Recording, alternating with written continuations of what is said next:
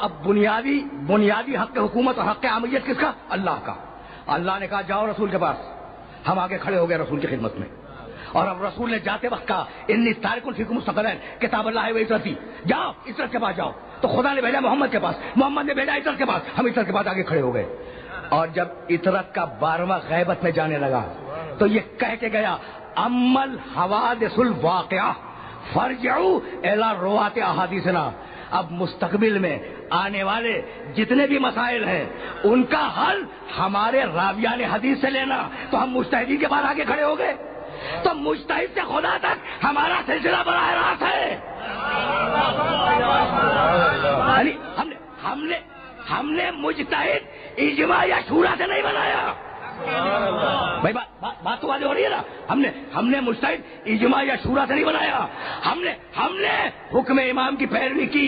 اگر یہ بات واضح ہو گئی تو بس اب سلسلے کلام کو اس مرحلے پر روکنا چاہ رہا ہوں.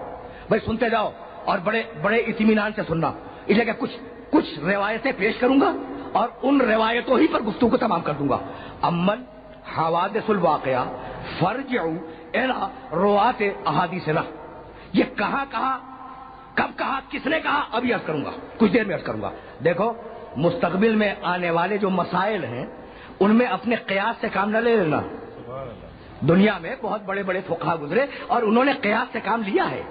تو خبردار تم قیاس سے کام نہ لینا. تم ہماری حدیث کے راویوں کے پاس جانا.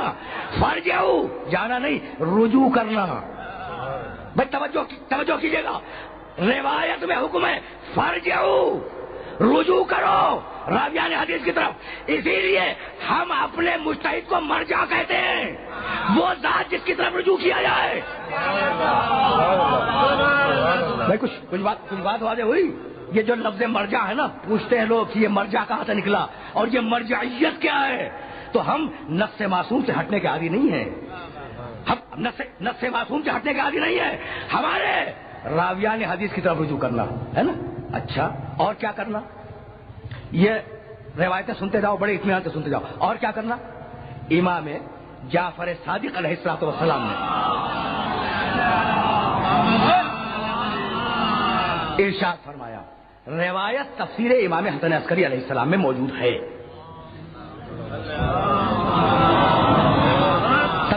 طویل روایت ہے, بڑی لمبی روایت ہے, اور میں تو فقط ایک سطر اس روایت کی عرض کروں گا. اما من کان من فقہائنا صائنا لنفسہ حافظا لدینہ مخالفا لہواہ مطیعا لامر مولاہ فللعوام ان یقلدوہ.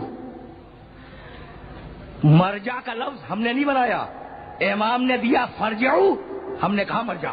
ذہن میں رہے, اور اب میں تقلید کے لفظ پہ آ گیا.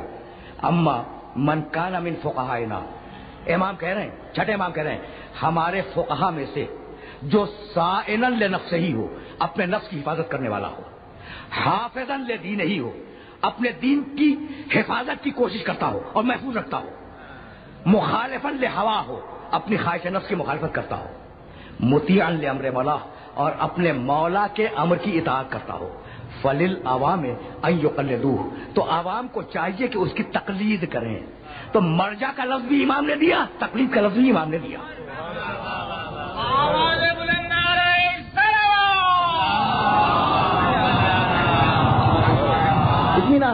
اطمینان سے سنتے جائیں, اور ظاہر ہے کہ کچھ عرض کروں گا, 2 جملے ہی عرض کروں گا, لیکن اس سے زیادہ اب دامن وقت میں گنجائش نہیں ہے. بہت کافی وقت ہو چکا ہے, یہ بات مکمل ہو جائے.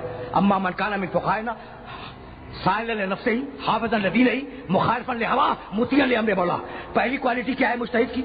نفس کی حفاظت کرتا ہو, نفس کو بچاتا ہو گناہوں سے, پہلی کوالٹی. دوسری کوالٹی کیا ہے؟ حافظا لدینہ, دین کی حفاظت کرتا ہو. تیسری کوالٹی کیا ہے؟ مخالفا لہوا, اپنے خواہش نفس کے خلاف کام کرتا ہو, دل کچھ چاہ رہا ہے اور وہ اس کے خلاف کرتا ہو.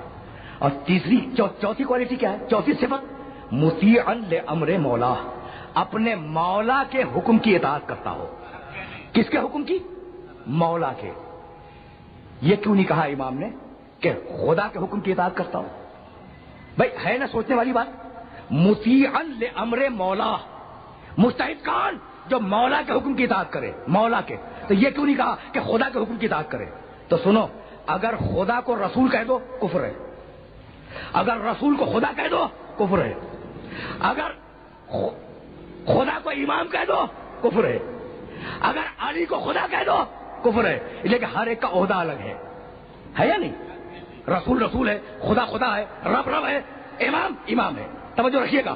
لیکن مولا ایسا لفظ ہے جو تینوں کے لیے بولا جاتا ہے. سیدھی اور آسان زبان میں باتیں کر رہا ہوں. اور یہ بات بھائی غدیر خم میں پیغمبر نے کہا یا نہیں اللہ مولایا، اللہ میرا مولا ہے، وَأَنَا مَوْلَى الْمُؤْمِنِينَ، اور میں مومنوں کا مولا ہوں، وَمَنْ كُنْتُ مَوْلَاهُ فَهَذَا عَلِيٌّ الْمَوْلَى. غدیر کے بغیر تو مانتے ہی نہیں کیسی ہو.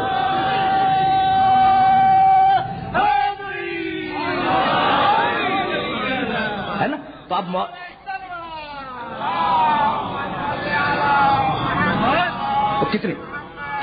کتنی بلاغت ہے، کتنی بلاغت ہے کلام معصوم میں، حدیث معصوم میں، کہ جو مطیعا لامر مولا کہا، مولا کا لفظ کہا، خدا کا لفظ نہیں کہا، کہ وہ اطاعت کرتا ہو اپنے مولا کے حکم کی. مولا اللہ بھی ہے، مولا رسول بھی ہے، مولا آل محمد بھی ہے.